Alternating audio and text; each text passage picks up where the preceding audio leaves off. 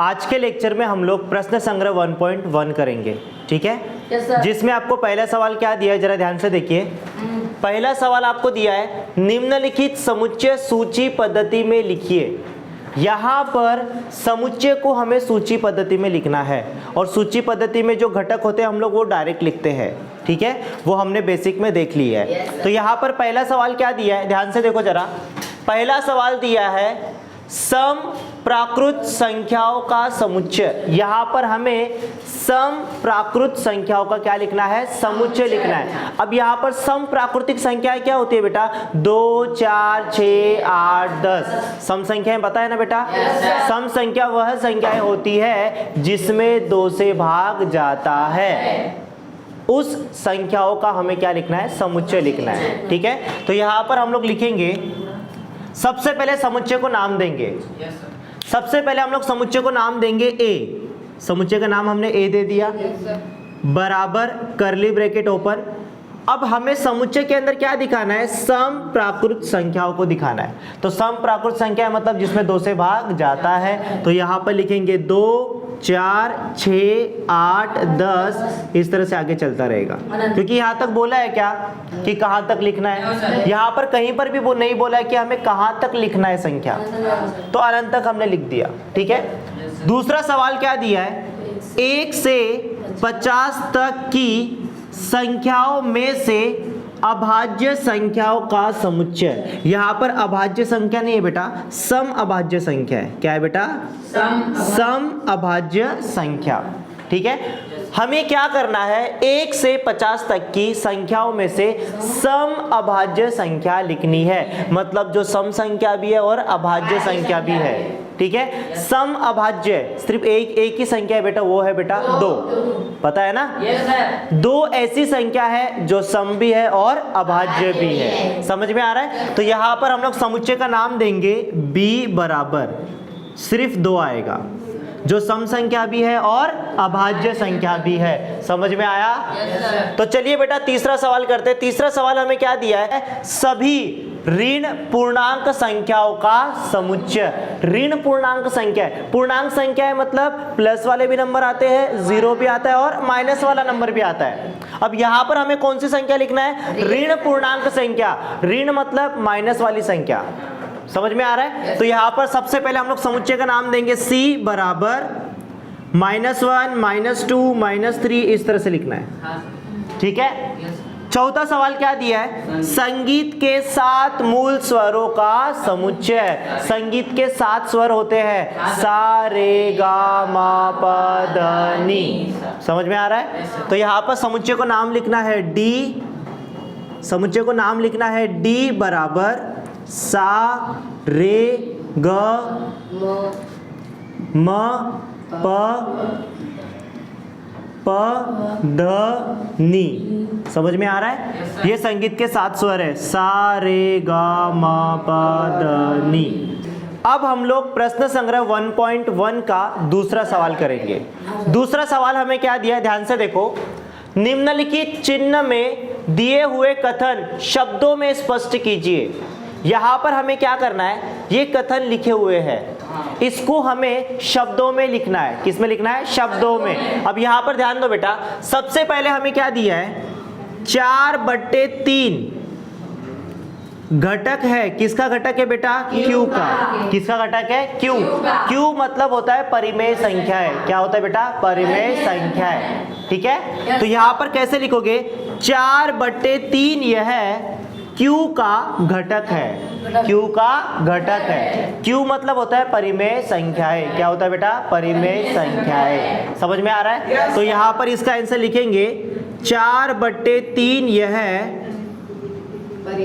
समुच्चय q का घटक है। समुच्चय q का घटक है, समझ में आ रहा है। Yes sir. उसके बाद हम लोग दूसरा सवाल करेंगे बेटा। दूसरा सवाल क्या दिया है, -2 घटक नहीं है। किसका घटक नहीं है बेटा, n का। n मतलब होता है प्राकृत संख्याएं, ठीक है। तो यहाँ पर लिखेंगे -2 घटक नहीं है। किसका घटक नहीं है बेटा, n का। समझ में आ रहा है। तो यहाँ पर लिखेंगे, इसका आंसर क्या लिखोगे, -2 यह प्राकृत संख्याओं का घटक नहीं है। समझ में आ रहा है? प्राकृत संख्याओं की जगह आप क्या लिख सकते हो बेटा? n भी लिख सकते हो। -2 यह n का घटक नहीं है। समझ में आ रहा है? चलो अब तीसरा सवाल क्या दिया देखो बेटा, यहाँ पर तीसरा सवाल दिया है p बराबर, करली में समुच्चय का नाम है p, p बराबर करली ब्रैकेट ओपन, p इस प्रकार है कि p यह विषम संख्या है। समझ में आ रहा है? इसको अभी हम लोग शब्दों में लिखेंगे। समुच्चय का नाम क्या है बेटा? p। तो यहाँ पर लिखेंगे समुच्चय p में, समुच्चय p में p इस प्रकार है कि p इस प्रकार है कि p यह विषम संख्या है। p यह विषम संख्या है। विषम संख्या है। समझ में आ रहा है?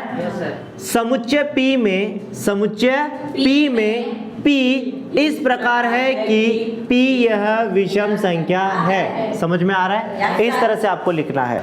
अब हम लोग प्रश्न संग्रह 1.1 का तीसरा सवाल करेंगे। और तीसरा सवाल हमें क्या दिया, जरा ध्यान से देखो। तीसरा सवाल हमें दिया है किन्हीं दो समुच्चय को सूची पद्धति तथा गुण वर्णन पद्धति में लिखिए। दो समुच्चय हमें सूची पद्धति में भी लिखना है और गुण वर्णन पद्धति में भी लिखना है। तो सबसे पहले हम लोग सूची पद्धति में लिखेंगे। सूची पद्धति में दो समुच्चय लिखेंगे अपने हिसाब से। तो यहां पर मैं पहला समुच्चय लिखता हूं a बराबर 1 2 3 4 5, प्राकृतिक संख्याओं का समुच्चय है ये। और दूसरा समुच्चय में लिखता हूं बेटा b बराबर 2 4 6 8, ये सम संख्याओं का समुच्चय है। इसी को हम क्या करेंगे? गुण वर्णन पद्धति में लिखेंगे। तो यहां पर लिखेंगे गुण वर्णन पद्धति, गुण वर्णन पद्धति। तो पहला समुच्चय इसी को हम लोग कन्वर्ट करेंगे गुण वर्णन पद्धति के अंदर। तो कैसे लिखेंगे? a बराबर x इस प्रकार है कि x किसका घटक है बेटा? n का। किसका घटक है? n का।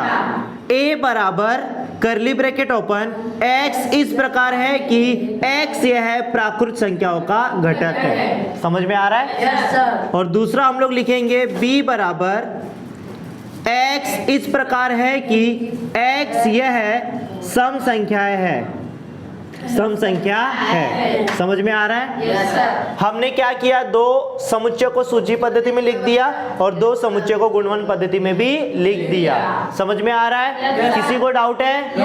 अगला सवाल करें? ठीक है। अब हम लोग प्रश्न संग्रह 1.1 का चौथा सवाल करेंगे। और चौथा सवाल क्या दिया है जरा ध्यान से देखिए। चौथा सवाल हमें दिया है निम्नलिखित समुच्चय सूची पद्धति में लिखिए। जो समुच्चय हमें दिया है उसको सूची पद्धति में लिखना है। किस में लिखना है? सूची पद्धति में। यहाँ पर मैंने आंसर भी लिख दिया सबसे पहले, क्योंकि अपना टाइम बचना चाहिए। ठीक है, टाइम बचे इसके लिए मैंने सबसे पहले यहाँ पर आंसर भी लिख दिया है। ठीक है, पीपीटी में आंसर भी डाल दिया, कोई टेंशन नहीं, लिखने का टाइम थोड़ा हमारा बच जाएगा, जिससे वीडियो थोड़ा छोटा बन जाएगा। ठीक है, तो यहाँ पर देखो बेटा, पहला सवाल हमें क्या दिया है? भारतीय सौर वर्ष के सभी महीनों का समुच्चय। ठीक है, यस सर। जो भारत का वर्ष होता है उसमें महीने होते हैं ना बेटा, जनवरी फरवरी नहीं, ये इंग्लिश कैलेंडर है। जो भारतीय सौर वर्ष है, समझ में आ रहा है क्या? जो भारत का वर्ष है, भारतीय सौर वर्ष है, उसके महीनों का समुच्चय हमको लिखना है। यहाँ पर सवाल क्या दिया है? भारतीय सौर वर्ष के सभी महीनों का समुच्चय। ठीक है, जो भारतीय सौर वर्ष होता है उसका महीनों का समुच्चय लिखना है, चैत्र वैशाख, ये वाला। समझ में आ रहा है? तो यहाँ पर देखो आंसर में आपको लिखना है, सबसे पहले समुच्चय का नाम दोगे।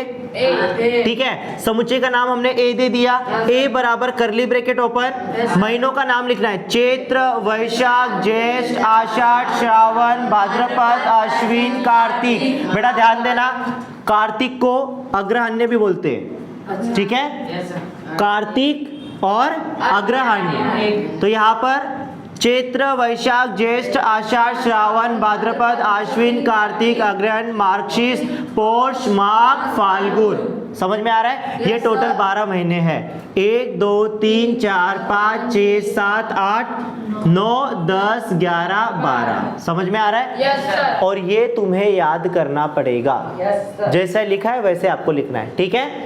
उसके बाद दूसरा सवाल क्या लिखा है? कॉम्प्लीमेंट शब्द के अक्षरों का समुच्चय।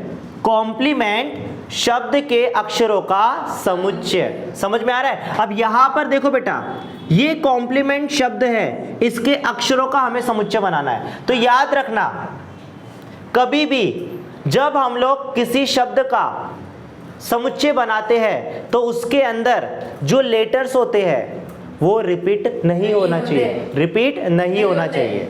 समझ में आ रहा है? Yes sir. जैसे फॉर एग्जाम्पल यहां पर मैंने लिखा एप्पल, APPLE, इसको मुझे समुच्चय में दिखाना है। तो सबसे पहले समुच्चय का नाम लिखेंगे। समुच्चय का नाम मैंने दे दिया x बराबर APP, वापस नहीं लिखने का, एक ही बार P लिखोगे। समझ में आ रहा है? Yes sir. तो APLE,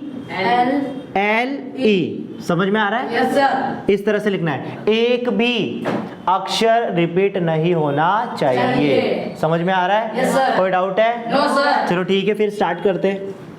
तो यहां पर देखो C, देखो समुच्चय का नाम क्या दिया है? x बराबर curly bracket open, yes sir. C O, बीच में कॉमा आया, हाँ सर।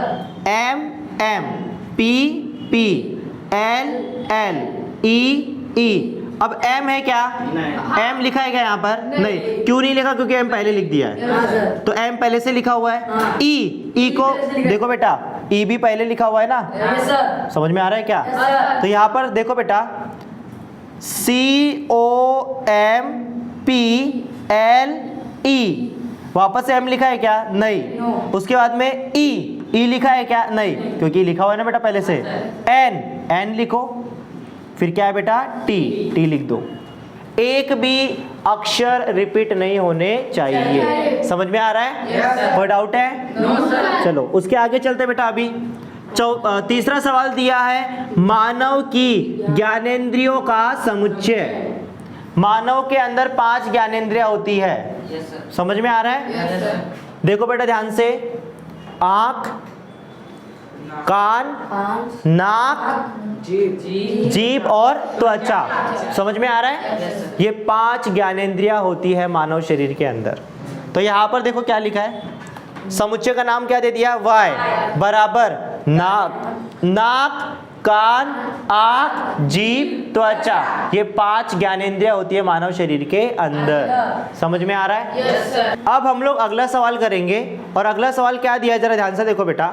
अगला सवाल दिया है हमें, चौथा सवाल, 1 से 20 तक की अभाज्य संख्याओं का समुच्चय। अभाज्य संख्या वह संख्याएं होती है जिसमें खुद से ही भाग जाता है। ठीक है? तो यहां पर ध्यान दो बेटा, समुच्चय का नाम क्या दिया है? Z। समुच्चय का नाम क्या दिया है? Z बराबर 2 में 2 से भाग जाता है, 3 में 3 से जाता है, 5 में 5 से जाता है, 7 में 7 से जाता है, 11 में 11 से जाता है, 13 में 13 से जाता है, 17 में 17 से जाता है, 19 में 19 से जाता है। समझ में आ रहा है? 1 से 20 तक की सभी अभाज्य संख्याओं का समुच्चय हमने लिख दिया। कोई डाउट है? No sir. उसके बाद 5वां सवाल, पृथ्वी पर स्थित महाद्वीपों का समुच्चय। पृथ्वी के ऊपर टोटल 7 महाद्वीप है। ठीक है? टोटल 7 महाद्वीप है। तो यहाँ पर समुच्चय का नाम लिख दिया ई बराबर एशिया महाद्वीप, Asia, Africa, Europe, Australia, Antarctica, दक्षिण अमेरिका और उत्तरी अमेरिका। ये टोटल 7 महाद्वीप है पृथ्वी के ऊपर। समझ में आ रहा है? उनका समुच्चय हमने लिख दिया और वही हमें आंसर में लिखना था। कोई डाउट है? No sir. पक्का ना बेटा? Yes sir. आगे चले। Yes sir. अभी हम लोग 5वां सवाल करेंगे। देखते हैं हमें 5वां सवाल क्या दिया है। 5वां सवाल हमें दिया है, निम्नलिखित समुच्चय को गुण वर्णन पद्धति में लिखिए। अब यहाँ पर ये जो समुच्चय हमें दिया है इसको हमें गुण वर्णन पद्धति में लिखना है। ठीक है? सूची पद्धति में दिया है, इसको गुण वर्णन पद्धति में क्या करना है? कन्वर्ट करना है। उसमें आपको पता है हम लोग क्या करते बेटा? चर लेते हैं। पता है ना? तो यहाँ पर देखिए, सबसे पहले हमें क्या दिया है? सबसे पहला सवाल दिया है a बराबर 1 4 9 16 25 36 49 64 81 100। समझ में आ रहा है? Yes, sir. अब यहाँ पर थोड़ा सा अगर ध्यान दोगे बेटा तो क्या हो रहा है, ध्यान से देखिए यहाँ पर, थोड़ा सा ध्यान दो बेटा। यहाँ पर देखो बेटा, अगर मैं बात करूं 1 का वर्ग, 1 का अगर वर्ग निकालोगे तो 1 होता है। Yes, sir. 2 का अगर वर्ग निकालोगे तो 4 होता है। 3 का अगर वर्ग निकालोगे तो 9 होता है। ठीक है, और वर्ग कैसे निकालते हैं पता है ना? 1 का वर्ग निकालेंगे तो 1 गुणे 1, 1 गुणे 1 क्या होता है 1। 2 का वर्ग निकाल मतलब 2 गुणे 2 कितना होगा 4। 3 का वर्ग 3 गुणे 3 कितना हो जाएगा 9। 4 का वर्ग 4 गुणे 4 कितना आएगा 16। 5 का वर्ग 5 गुणे 5 कितना हो जाएगा 25। 6 का वर्ग क्या हो जाएगा 6 गुणे 6 कितना होगा 36। समझ में आ रहा है? Yes, sir. फिर 7 का वर्ग 7 गुणे 7 कितना होगा बेटा 49। उसके बाद 8 का वर्ग 8 इंटू 8 कितना होगा 64। फिर 9 का वर्ग बराबर 9 गुणे 9 कितना होगा बेटा 81। और 10 का वर्ग 10 गुणे 10 कितना होगा 100। समझ में आ रहा है? Yes, sir. तो यहाँ पर देखो बेटा 1 4 9 16 1 4 9 16 25 36 49 ठीक है 49 64 81 और 100। समझ में आ रहा है? Yes, sir. मतलब यहाँ पर पूर्ण वर्ग संख्याएं हैं। अब इसको कन्वर्ट कैसे करना है ध्यान से देखना बेटा। यहाँ पर देखो 1 2 3 4 5 6 7 8 9 10 ये कोई संख्या है ना बेटा। Yes, sir. इसको हम लोग n ले सकते हैं। Yes, sir. n का मान 1 हो सकता है 2 हो सकता है 3 हो सकता है 4 हो सकता है 5 हो सकता है 6 हो सकता है 7 हो सकता है 8 हो सकता है 9 हो सकता है 10 हो सकता है 11 हो सकता है क्या 11 नहीं हो सकता। मतलब n जो रहेगा वो छोटा रहेगा 11 से। ठीक है Yes, sir. और n जो यहाँ पर आपको दिख रहा है n का हम लोग क्या कर रहे हैं वर्ग निकाल रहे हैं तो n का वर्ग निकाल रहे हैं। Yes, sir. बराबर है कि Yes, नहीं। sir. और ये किसका मान रहेगा बेटा x का। किसका मान रहेगा x का। समझा ये कैसे आया Yes, sir. समझ में आ रहा है Yes, ना। sir. और ये जो n है बेटा ये प्राकृत संख्या है। क्या है बेटा प्राकृत संख्या है। समझ में आ रहा है। तो यहाँ पर ध्यान से देखो अगर मैं ऐसे लिखूं x बराबर n का वर्ग। n का वर्ग मतलब 1 का वर्ग 2 का वर्ग 3 का वर्ग 4 का और यहाँ पर ध्यान दो n जो है वो किसका घटक है बेटा n का। n मतलब प्राकृत संख्या का घटक है और n किससे छोटा है बेटा 11 से। किससे छोटा है 11 से। समझ में आ रहा है। Yes, sir. x का वैल्यू कैसे है समझा। Yes, sir. तो यहाँ पर देखो x बराबर n का मान अगर 1 लेंगे तो 1 का वर्ग हो जाएगा 1। x बराबर अगर n का मान 2 लेंगे तो 2 का वर्ग कितना होगा 4। x बराबर n का मान 3 लेंगे तो 3 का वर्ग कितना हो जाएगा 9। इस तरह से ज्ञात करेंगे। समझ में आ रहा है। और वो 10 तक जा रहा है। तो इसको गुणवर्णन पद्धति में कैसे लिखेंगे। नाम वही लिखता हूं मैं। नाम यहाँ पर लिखेंगे a बराबर x इस प्रकार है कि x बराबर हो जाएगा n का वर्ग और n किसका घटक होगा n का और n जो है वो छोटा रहेगा बेटा 11 से। समझ में आ रहा है। Yes, sir. कैसे क्या समझा। Yes, sir. कोई डाउट है No, sir. क्या डाउट है बेटा। सर 10 दिया है पीछे। तो वहां पर ये भी दिया 11 रहेगा से छोटा है। इसका मतलब क्या होता है? 11 छोटा है। n छोटा नहीं तो बराबर रहेगा 10 के। छोटा नहीं तो बराबर रहेगा तो 10 के बराबर जा रहा है ना उससे बड़ा नहीं होना चाहिए। ये सबसे इजी पढ़ा कि नहीं पढ़ा। Yes sir. चलो आगे चले। Yes, sir. अब हम लोग दूसरा सवाल करेंगे और दूसरा सवाल हमें दिया है b बराबर दूसरा सवाल हमें दिया है b बराबर 6 12 18 24 30 36 42 48। ठीक है। अब यहाँ पर थोड़ा ध्यान से देखिए 6 का मान। ध्यान से देखिए बेटा 6 एकम 6 ठीक है 6 दूनी 12